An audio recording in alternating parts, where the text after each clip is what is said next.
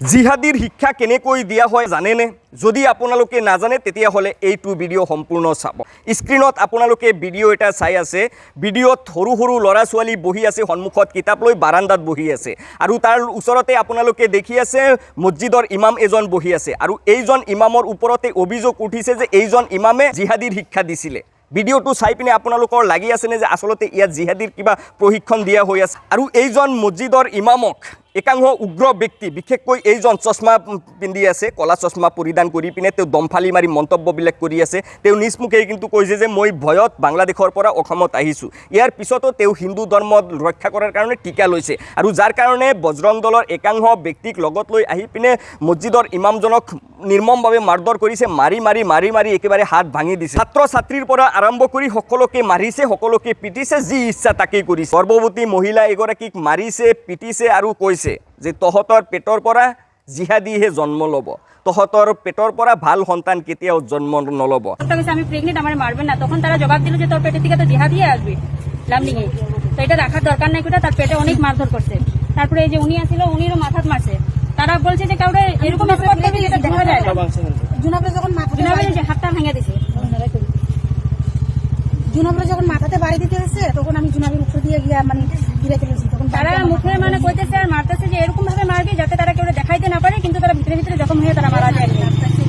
তারপর যখন আমি ওদেরকে জিজ্ঞাসা করলাম যে তোমরা তো একবার আগে যদি ওয়ার্নিং দিতা যে তোমরা এখানে টিউশন পড়াইতে পারবে না, ওয়ার্নিংটা দিয়ে তারপর মারধর করতে, হওয়ার পর তারা বলছে তখন কি গরমি বাইরে গেছে নাকি? তখন আমার ভাইয়ে জিজ্ঞাসা করলো যে আমার তো গরমি বাড়ে নেই, কিন্তু তোমরা মারধরটা না করে আগে ওয়ার্নিং দিতা। ইয়াৰ পিছতো ঘূৰি ঘূৰি এই যে চাই আছে আপোনালোকে মছজিদৰ ইমামজনকে ধৰি লৈ গৈ আছে, আৰু এইজন যিজন বাংলাদেশী চকুত চশমা পিন্ধি পিনে দমফালি মাৰি সামাজিক মাধ্যমত কৈ আছে যে জিহাদিৰ শিক্ষা দিছে, এইজনৰ কথাই অসম পুলিচে বিশ্বাস কৰি পিনে মাদ্ৰাছাৰ শিক্ষকজনক ধৰি লৈ গৈ আছে।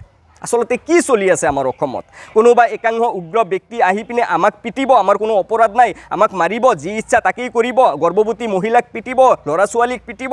ইয়াৰ পিছতো ঘূৰি ঘূৰি কেৱল মুছলমানসকলৰে অপৰাধ, কেৱল মিয়াসকলৰে অপৰাধ। উগ্ৰ সেইসকল দুষ্ট চক্ৰৰ কোনো ধৰণৰ অপৰাধ নাই, তেওঁলোকে একেবাৰে ধোৱা তুলসী পাত বুলি আমি ক'ব পাৰোঁ। সন্মানীয় মুখ্যমন্ত্ৰীজনে নিজ মুখেই কৈ থাকে যে মই নিজেই জুবিনৰ ডাঙৰ অনুৰাগী। সন্মানীয় মুখ্যমন্ত্ৰী যদি প্ৰকৃততে এই জুবিনৰ অনুৰাগী হয় তেতিয়াহ'লে নিশ্চয় এইবিলাক নিউজ চাইছে, এই ভিডিঅ'টো নিশ্চয় সন্মানীয় মুখ্যমন্ত্ৰীৰ মোবাইলত গৈছে। তেতিয়াহ'লে কিয় সেই উগ্ৰ ব্যক্তিসকলক এতিয়ালৈকে গ্ৰেপ্তাৰ কৰা হোৱা নাই? যি 10জন ব্যক্তিৰ বিৰুদ্ধে এজাহাৰ দাখিল কৰা হৈছে, সেই 10জন ব্যক্তিক কিয় এতিয়ালৈকে গ্ৰেপ্তাৰ কৰিব পৰা নাই? খুবেই দুৰ্ভাগ্যজনক বিষয়। এয়া কিন্তু জুবিনৰ আদৰ্শ নহয়। ওখানে প্রেগনেন্ট লেডি একজন আছিল, লোকটারও মারলো। তো দেখি আপনি এই যে মেয়ে লোকটা প্রেগনেন্ট 8 মাসের, মেয়ে লোকটারও অনেক মারধর করছে, তারা পেটে লাত মারছে। মেয়ে লোকটা বলছে আমি প্রেগনেন্ট, আমার মারবেন না। তখন তারা জবাব দিল যে তোর পেটের থেকে তো জিহাদি আসবে লামডিংয়ে, তো এটা রাখার দরকার নাই, তার পেটে অনেক মারধর করছে। তারপরে এই যে উনি আসছিল, উনিরও মাথাত মারছে। তারা বলছে যে কাউরে এরকম দেখা যায় না। জুনাবরে যখন হাতটা ভেঙে দিছে, জুনাবরে যখন মাথাতে বাড়ি দিতে হচ্ছে, তখন আমি জুনাবের উপর দিয়ে গিয়া মানে ঘিরে চলেছি। তখন তারা মুখে মানে কইতেছে আর মারতেছে যে এরকম ভাবে মারবি যাতে তারা কেউ দেখাইতে না পারে, কিন্তু তারা ভিতরে ভিতরে জখম হয়ে তারা মারা যায়।